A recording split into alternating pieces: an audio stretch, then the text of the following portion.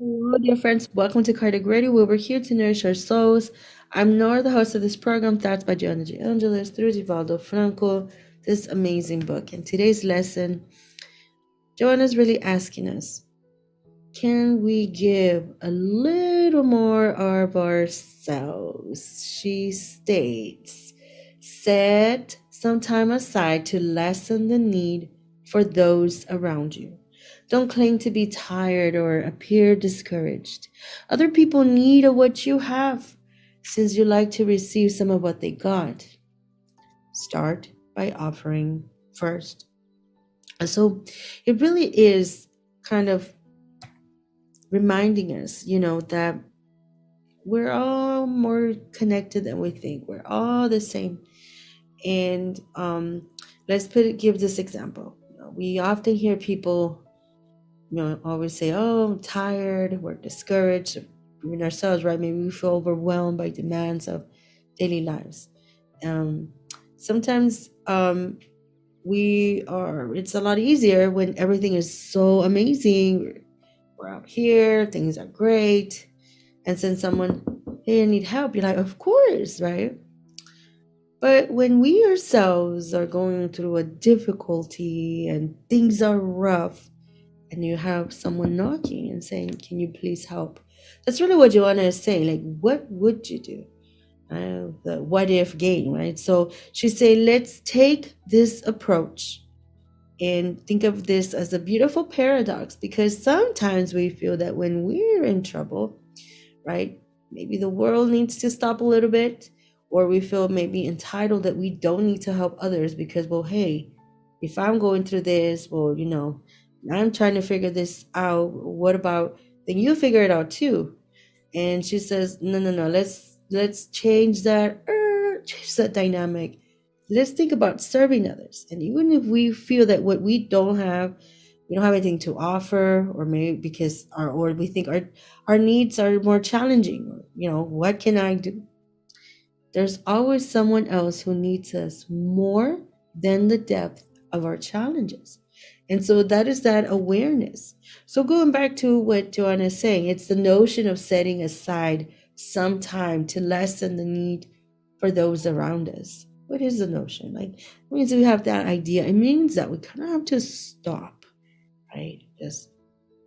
But it's like thinking logically, but also using the heart. So this heart brain coherence to help us make these decisions is what she is saying. And so then um that paradigm, this mind shift begins to happen.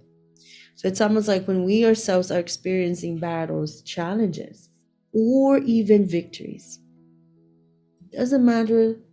We need to start cultivating a culture of compassion, understanding, and empathy in our relationships of all sorts and different ranges. Right? It's about that perspective of things, so that when, even if we are going through a hard time, we have that autonomy, we have that will, we have that control, we have that love, right? To stop where we're at and just give another person our attention, our help, and it's true. We've all been have moments of vulnerability. We all need someone, right? We do. But when we extend our hand to someone in need, even when we are too in our own struggles, we are truly sowing the seeds of goodwill and reciprocity, seeds that we can't even imagine, friends. So, like, this act of giving is a catalyst for change. It's not just for the others, but it's also changing our lives. And in this chapter 20, the last shall be first, from the Gospel according to Spiritism by Allan Kardec. In this letter, this excerpt of this letter by the Spirit Henry Hain, it is such a beautiful perspective to see why, how, the who, the what, the when, right? Of us serving others in correlation with reincarnation and what that does in the long run. It says the beautiful doctrine of reincarnation is perpetual, and its spiritual affiliation, a spirit, when called upon to give an account of its earthly mandate, sees for itself the continuity of an uninterrupted task, which is always resumed. It sees, it feels, it intuitively grasps the thoughts of those who have preceded. It begins the lesson anew, matured by experience, to advance yet further. And all of them, the workers of the first and last hours, with their eyes fully open to the profound justice of God, murmur no more. They simply adore. So, the first thing for us to really put ourselves here, it's like, where am I in this scale, right? In this range of when someone needs us, are we willing to be the first, we're willing to be the workers, the last hours? Are we willing to be the last that shall be first, without murmur, without complaint, but to simply feel the love and understand how this fits into the framework of reincarnation? Because Henry points out something even more powerful now in terms of the time. This is one of those true meanings, he says, of this parable, which holds, as do all utilized by Jesus when speaking to the people, the rudiments of the future, and also in all forms and from all aspects. The revelation of the magnificent unity which harmonizes all things in the universe, and the solidarity which joins all present beings to the past and to the future. So, everything today, friends, whatever comes our way, those moments where what a coincidence, but they're not, those people that come into our life, those circumstances, they're not by chance. In other words, they mean a purpose in our lives. And when we have this awareness and reminding ourselves through those experiences about reincarnation and thinking about what we do here, it doesn't stop.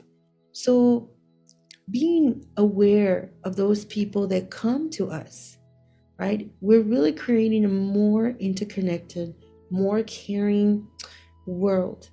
And if we want to also have that, we need to start by offering first. And there's this beautiful poem, this beautiful book. It's all about healing, entitled Watering the Soul. And this poet on page 196 writes, "If I can bring light to one broken soul, then I will have lived. If I can place myself in another's shoes and imagine their plight, then I will know what empathy means. For to know another's journey and show compassion with certainty is to see a person in their entirety." And so when we think about us in retrospect, that Joanna is asking us to just give a little more of ourselves, to be more present. And it's so hard. And in theory, it's so easy, understandable. We put the PowerPoint together, we talk, we find these beautiful poems. And at the end of the day, it's that, in our daily lives. And I think the first thing is having that awareness. And when it comes, what do we do? And it is not easy, friends. We've all been through that. I've been in a situation where I have, for example, at work, I have all these things to do. I'm in my own, with my own students, the beautiful mission. And then there's a lot of things. There's been so many changes, right? And the big question has been like, do I help or do I make excuses, right? And that's a big question. That means that we are, confronted in families, in our friendships. How many times, friends, we can make choices between, and I'm going to say this, like staying home or going out, spending money on something and not utilizing that if someone needs the help. It's not easy. It's very, very difficult. And I share this journey as well because it is something that it's a constant work. And I said, Joanna, it's so true. It is so true. Really, at the end of the day, it's about love. It's about what this beautiful force does, and mercy of reincarnation, just making those choices, friends. So again, the homework, as we like to give a lot of homework here at Kardec Radio, right, which is good. And the homework really is for the week to think about those little moments and just stop for a minute, even if it's a phone call, a smile, checking in, how are you, a little text. And sometimes we just are there in a bigger way. But bottom line is to not stop, and especially now. The world needs so much love, so much peace, so much harmony, so much friendship and camaraderie. That is a call for us today to really serve others.